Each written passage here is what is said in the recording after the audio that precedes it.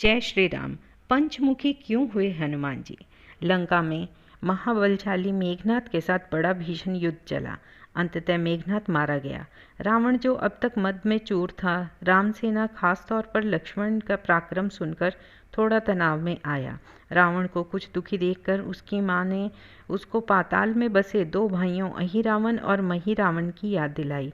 रावण को याद आया कि वे दोनों उसके बचपन के मित्र रहे हैं। अहिरावण और महिरावण तंत्र मंत्र के महापंडित, जादू टोने के धनी और माँ कामाक्षी के परम भक्त थे।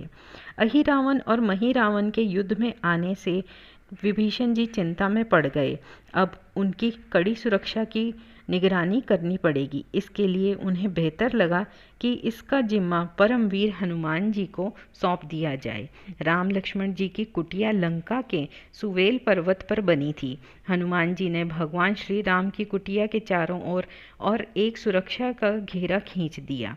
कोई जादू टोना, तंत्र मंत्र का असर या मायावी राक्षस इसके भीतर नहीं घुस सका। महिरावण विभीषण का रूप धरकर कुटिया में घुस गया। राम व लक्ष्मण पत्थर की सपाट शिलाओं पर गहरी नींद में सो रहे थे। दोनों राक्षसों के बिना आहट के शिला समेत दोनों भाइयों को उठा लिया और अपने निवास पाताल की ओर लेकर चल दिया। विभीषण को महिरावण पर शक था। उन्हें राम लक्ष्मण की जान की चिंता सताने लगी। विभीषण जी ने हनुमान को महिरावण के बारे में बताते हुए कहा कि उसका पीछा करें। हनुमान जी ने पक्षी का रूप धारण कर लिया और उसका पीछा करते हुए वे निकुंभला नगर में पहुंच गए। निकुंभला नगरी में पक्षी रूप धरे हनुमान जी कबूतर और कबूतरी के आपस में बतियाए सुना। कबूतर कबूतरी से कह रहा था कि अब रावण की जीत पक्की है। अहिरावण और महिरावण राम लक्ष्मण की बलि चढ़ा देंगे, सारा युद्ध समाप्त हो जाएगा। उनकी बातें सुनकर हनुमान जी वायु वेग से रसातल की ओर बढ़े और तुरंत वहां पहुंच गए। हनुमान जी को रसातल में प्रवेश द्वार पर एक अद्भुत पहरेदार मिला, जिसका आधा शरीर वानर का था और आधा मछली का था। उसने हनुमान जी को पाताल में प्रवेश से रोका। द्वारपाल हनुमान जी से बोला कि मुझको परास्त किए बिना तुम्हारा भीतर जाना असंभव है। दोनों में लड़ाई ठन गई। हनुमान जी की आशा के विपरीत यह बड़ा ही बलशाली और कुशल योद्धा निकला। दोनों ही बड़े बलशाली थे।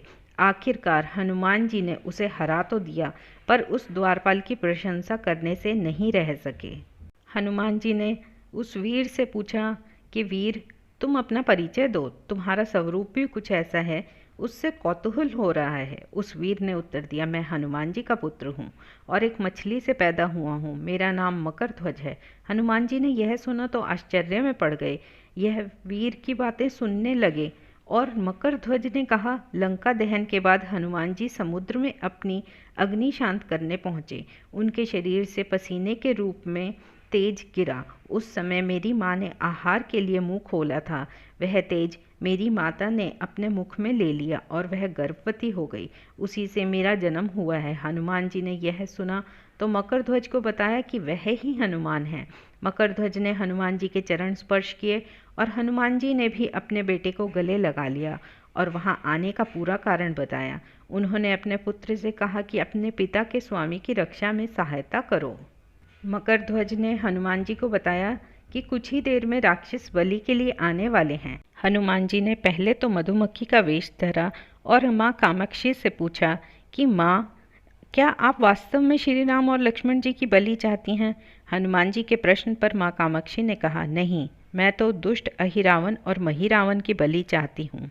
मंदिर में 5 दीप जल रहे थे, अलग अलग दिशाओं में और स्थान पर। माँ ने कहा, यह दीपक अहिरावण ने मेरी प्रसन्नता के लिए जलाए हैं। जिस दिन ये एक साथ बुझा दिए जाएंगे, उनका अंत सुनिश्चित हो जाएगा। इस बीच गाजे बाजे के साथ शोर सुनाई दिया। अहिरावण और महिरावण बलि चढ़ाने के लिए आ रहे थे। हनुमान जी ने अब माँ कामाक्षी का रूप धरा। जब अहिरावण और महिरावण मंदिर में प्रवेश करने ही वाले थे कि हनुमान जी का महिला स्वर गूंजा। हनुमान जी बोले, मैं कामाक्षी देवी हूँ और आज मेरी पूजा झरोखे से करो। झरोखे से पूजा प्रारंभ हुई। ढेर सारा चढ़ावा माँ कामाक्षी को झरोखे से चढ़ाया जाने लगा। अंत में बंधक बलि के रूप में राम जी और लक्ष्मण जी को उसी में डाला गया। दोनों बंधन में बेहोश थे।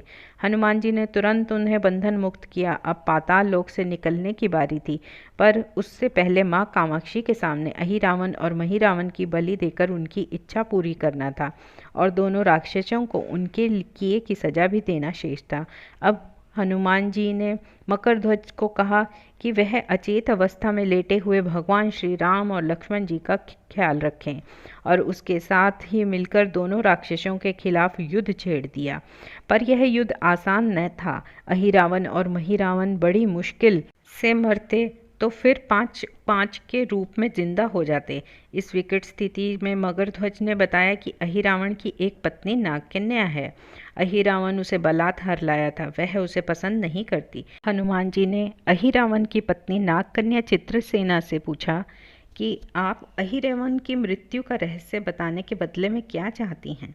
आप मुझसे अपनी शर्त बताएं, मैं उसे जरूर मानूंगा। उसने कहा, मैं अपना दुर्भाग्य सौभाग्य में बदलना चाहती हूँ।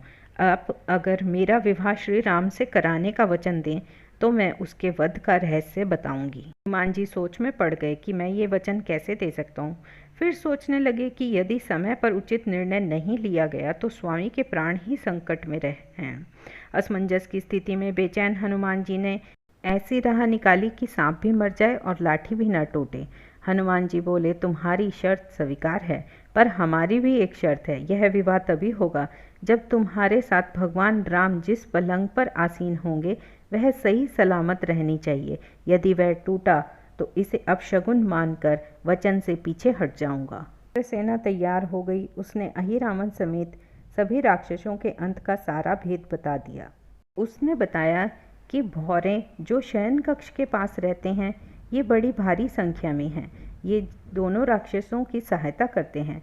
जब भी कोई मारने का प्रयास हुआ और ये मरने को हो जाते हैं तब भ्रमर उनके मुख में एक बूंद अमृत की डाल देते हैं। उस अमृत के कारण ये दोनों राक्षस मरकर भी जिंदा हो जाते हैं। इसलिए आपको इन भंवरों को मारना पड़ेगा। जब सारे भ्रमर खत्म हो गए, केवल एक ही बचा तो वह हनुमान जी के चरणों में लेट गया। उसने हनुमान जी से प्राण रक्षा के लिए याचना की। हनुमान जी भी बसीज गए। उन्होंने उसे क्षमा करते हुए एक काम सौंपा। हनुमान जी बोले, मैं तुम्हें प्राण देता हूँ और इस शर्त पर कि तुम यहाँ से तुरंत चले जाओ और अहिरावण की पत्नी के पलंग की पाटी के नीचे घुसकर जल्दी से जल्दी उसे पूरी तरह खोखला बना दो। भंवरा तुरंत यह कार्य करने में लग गया। भंवरों ने हनुमान जी का दिया हुआ कार्य समाप्त किया। फिर हनुमान जी और मगरध्वज के हाथों अहिरावण और महिरावण का अंत नहीं हो पा रहा था। यह देखकर हनुमान जी कुछ चिंतित हुए। फिर उन्हें कामाक्षी देवी के वचन का याद आया। देवी ने बताया था कि अहिरावण की सिद्धि है कि वह 5 दीपों को एक साथ बुझेंगे, तभी वे नए नए रूप धारण करने से असमर्थ होंगे और उनका वध हो जाएगा। हनुमान जी ने तत्काल पंचमुखी रूप धारण किया। उत्तर दिशा में वाराह, दक्षिण दिशा में नरसिंह, पश्चिम में गरुड़, आकाश की ओर हयग्रीव और पूर्व दिशा में हनुमान मुख। ऐसा होते ही दोनों राक्षस मृत्यु को प्राप्त हुए। इधर चित्रसेना विवाह की जिद पकड़े बैठी थी।